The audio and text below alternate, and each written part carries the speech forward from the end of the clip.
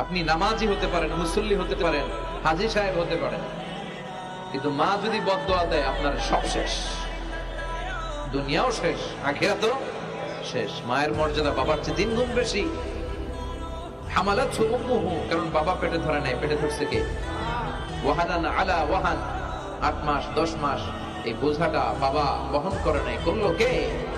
ফিসালহু ফি আমাইন, 2 বছর বাবা দুধ খাওয়ায়, দুধ খাওয়ালো কে?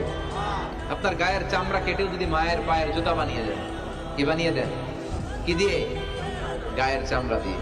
এই যে 2 বছর যে দুধ খাইলাম, এই দুধের 1 ঢোক দুধের শোধটাও আদায় হবে না। এজন্য খবরদার, মাকে যেন আমরা ভুলে না যাই। মা দোয়া করতে দেরি, ওই দোয়া কবুল হতে। নামাজ যারা পড়ে না, ঘাড় ধরে ধরে তাদেরকে আনেন। কেন নামাজ পড়বা না? তুমি মুসলমান, এই মুহূর্তে তুমি আমরা এক কাতারে দাঁড়াই।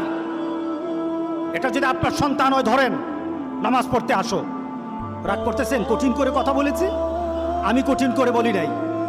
আমাকে বলানো হয়েছে মুহাম্মদ সাল্লাল্লাহু আলাইহি সাল্লামের কথা কঠিন ছিল নামাজের ব্যাপারে।